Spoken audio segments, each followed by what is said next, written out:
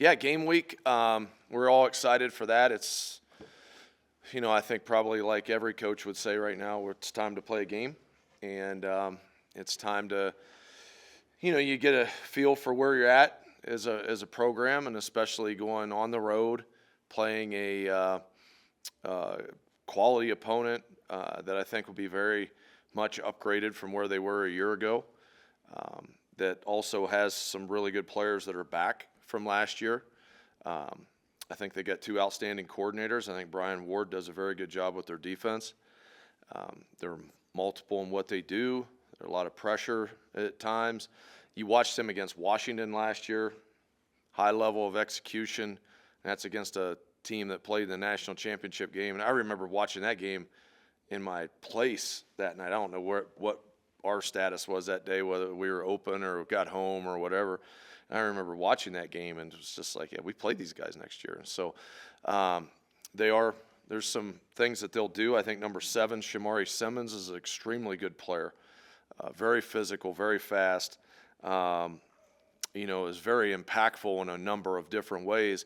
They brought in a number of transfers, and so to comment on a lot of those, it's a little bit more difficult. I do know, we had seen Keyshawn Elliott's a linebacker that came from New Mexico State. We saw him multiple different times because we had crossover games from when New Mexico State had played other opponents, and so we're aware that he's a very good player.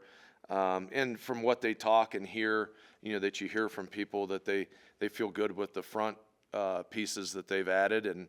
And so this will be a big challenge for us there. And then, I think, bringing in, Sam Levitt to be their starting quarterback gives them a stability that they didn't have last year.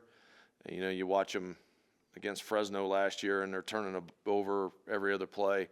They're going to be vastly improved in that area. And I think their running back, I think Cam Scadaboo is a great player. He's one of my favorite people I've watched on video in recent times because he's so versatile. A guy punted last year some for him. He runs it. He can throw it. He's a very physical football player. If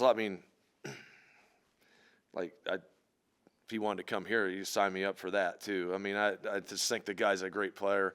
And so yeah, and I know that they didn't have Jordan Tyson last year. Was a receiver that had transferred from Colorado. It's a dynamic skill player.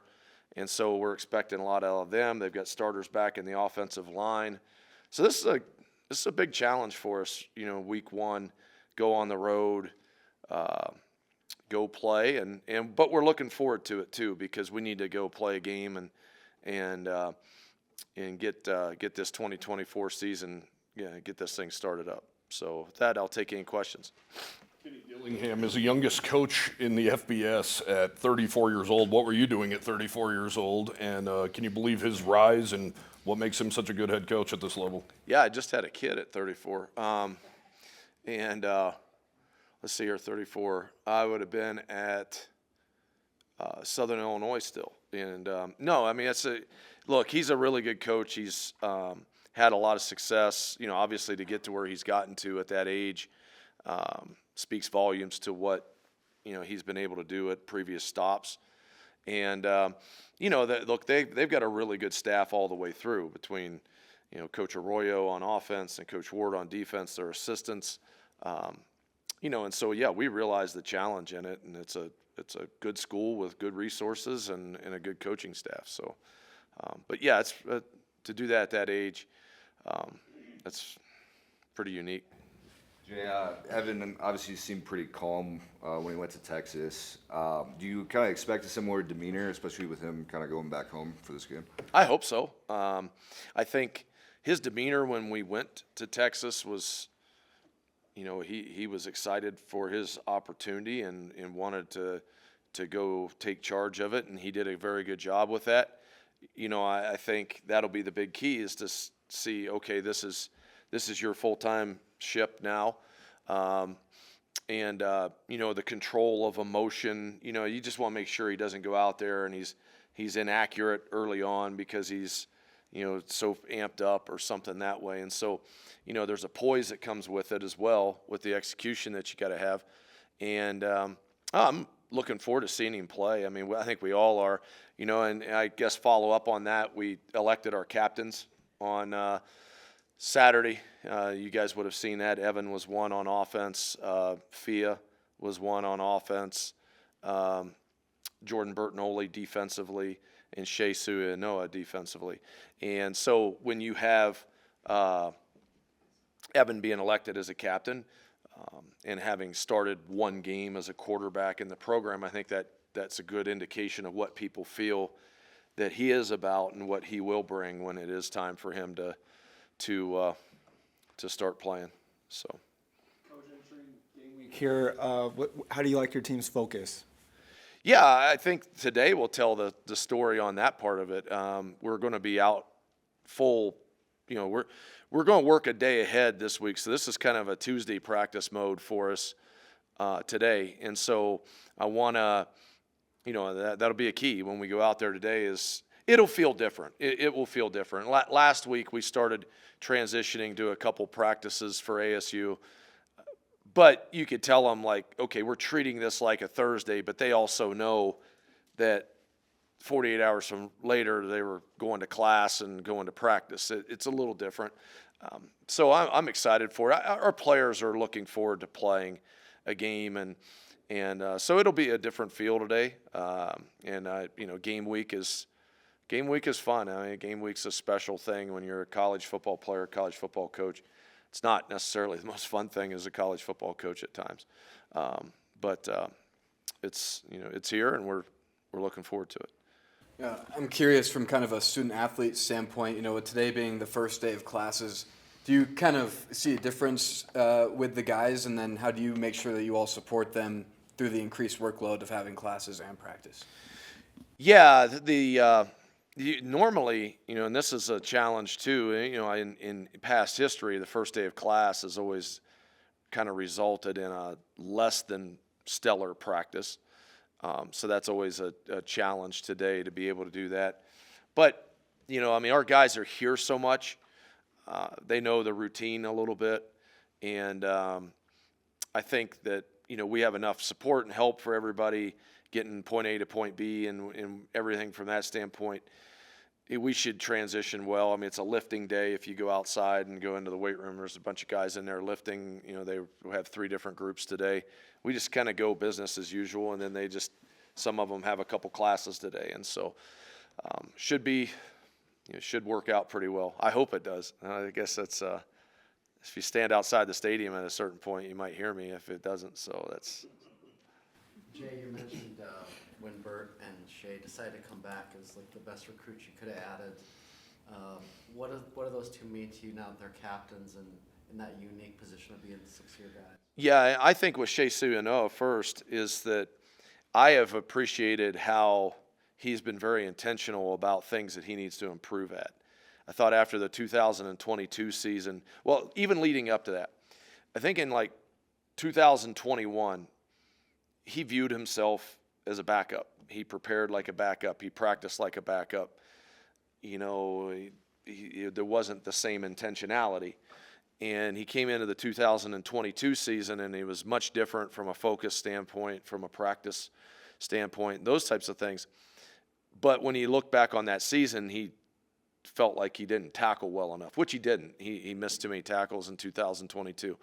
And came back in 23 with that as a major focus. So everything that we would do in tackling work and all that, he was very, very engaged in and had a much better season in that area last year. This year, the growth is I just see him having done everything right all the way through, like physically.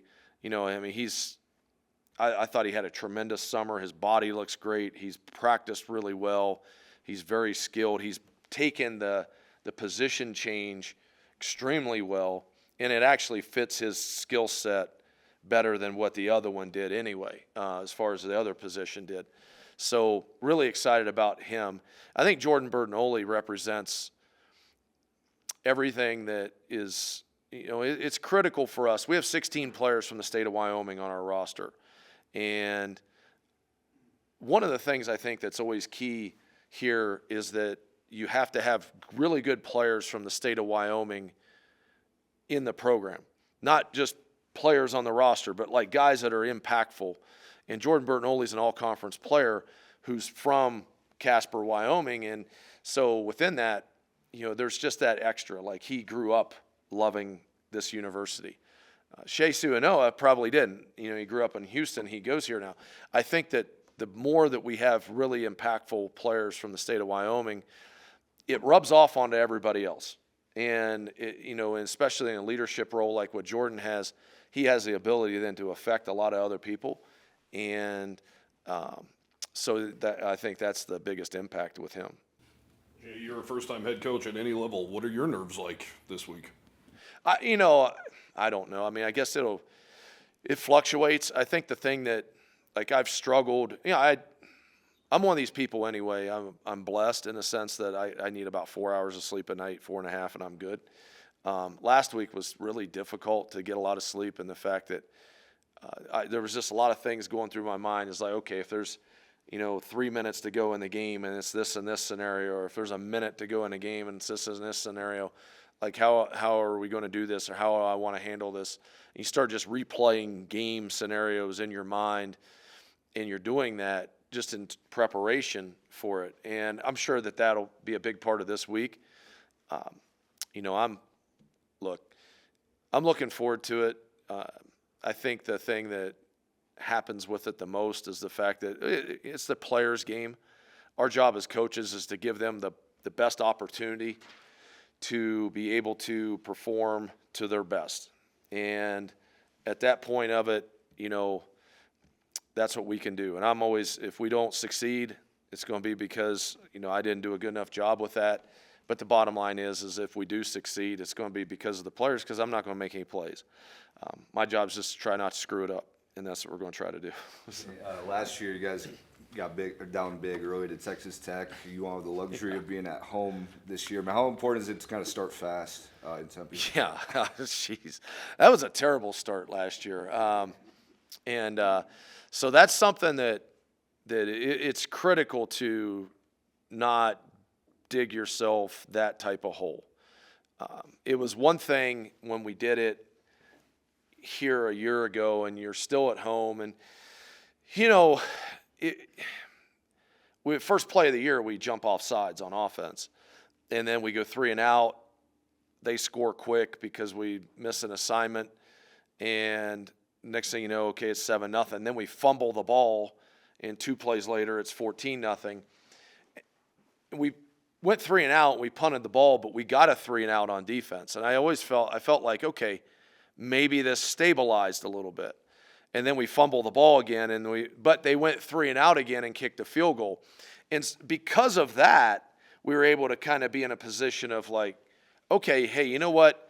Let's just calm this other stuff down, and then we can get situated in the game. And so, yeah, that's not the plan. We need to do a lot better than that. But part of this is we've talked extensively, with the team about starting practice fast. We want to be a better starting team coming out of the gates all year. Like, that's something that I want to make sure that we do a better job of. So hopefully we can obviously do a better job of that Saturday night. Coach, have you made a call on DeWine yet? No, he's going to practice today, and we'll kind of make a decision on those types of things there. He's been practicing. I had an extended conversation with him the other day that, it's still one of those things that I'm going to make sure that there's not going to be a residual, or that we're all excited because we've got him for a game, and then there's some kind of setback that puts him back for 4 more. And so I want to make sure that he is 1,000% ready, not 100% ready. And so, I would say that that's probably a smaller percentage of that happening for this game. And, and that's still kind of the path, and it's not just me. We go by the medical and everything else too. And I just want to make sure that we're putting a guy out on a field that's got his best chance to be successful. I'm checking in with Jack Colbreth today. How is he looking, game week? Yeah, Jack's been really good. Jack has hit the ball well really throughout camp. And, I'm excited to add him to our team because, I felt like within the conference that we have a number of positions that favor well with a lot of teams in our conference. And then when we got to the spring, punter was one of them that wasn't. And I think in adding him, I think we add a top-tier punter in the Mountain West to our roster. And I appreciate Jack. He's come in. He's worked hard. He's done good things. He's also our holder, and he's very, very good at that. And John trusts him a lot. And that operation's been really good. And John's hitting the ball well too. And so there's a trust level between Jack getting it down, John hitting it, and it's pretty good. Coach, do you speak to Geiger and Parks at all this week, or do you just kind of leave them alone and let them play this game? And No, I'll speak to everybody this week. And, I think the thing is that, look, when you boil it all down, you just got to go play. You just got to go do the things that you're supposed to do and just concentrate. Look, it's one play at a time. Just do your best on that one play. And when that one play is over, then we go to the next one. And you can't fix something. If you got beat on a route or you got beat for a sack and it's now 2nd and 14, well, you know what? You can't fix that now. You can learn from it, but you better go on to 2nd and 14 so we have a chance to get it to 3rd and 6 as opposed to be 3rd and 20 now. And so that's a big part of the lesson for any new player and really for everybody, solely. And that goes into kind of how we've approached off-season workouts, how we approach everything. Take it one day at a time, take it as smallest common denominator. And when we get on the field, it's one play at a time. And that's what we got to do. Yeah, I think there's 5 Mountain West teams playing on the road at a Power 4 school. I mean, do you kind of look at these as opportunities for the conference and also for this program? Yeah, this is a big deal for our conference because we play more of these opponents than any other, group of 5 conference. And so I think that, what we're all hopeful of, conference-wide, is that strength of schedule will matter when it comes to the end of the season. There is a difference, and so when you have that opportunity to go and all the teams that are in our conference that are going on the road and are playing at places that are in today's day and age, they're funded well and they're resourced well and everything from that standpoint. These are big challenges, and to look at other conferences and teams are playing maybe 1 or something like that. There's a substantial difference between the number of power conference schools that the Mountain West is playing and what we're playing. Coach, how do you like the way your depth has rounded into form on the roster? I think it's rounded in some positions obviously better than others. I think that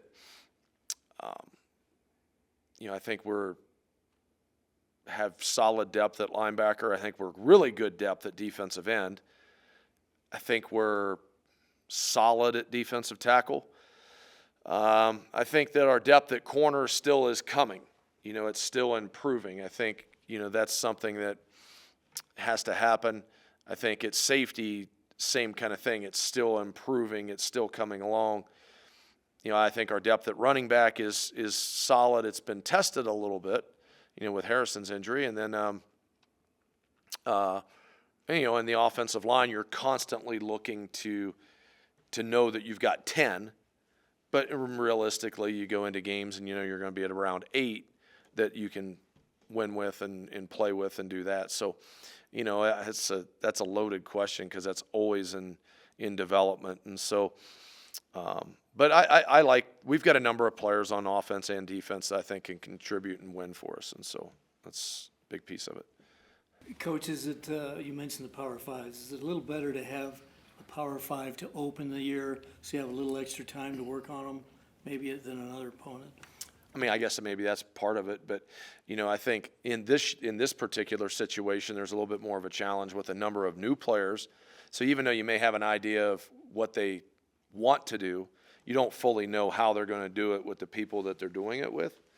I just think it's a good thing to open a season with this type of school, just from the fact it gets everybody's attention. Like you go through into a fall camp, you're not opening against somebody that people are not as fully engaged in. our players know, like, we're going to have to play really good Saturday night. It's not going to be a secret. This isn't something where, well, if we show up and play a C game, that we're going to be successful. And that's not the case. We better play really well, and our guys know that, and we've got a big challenge to get that done.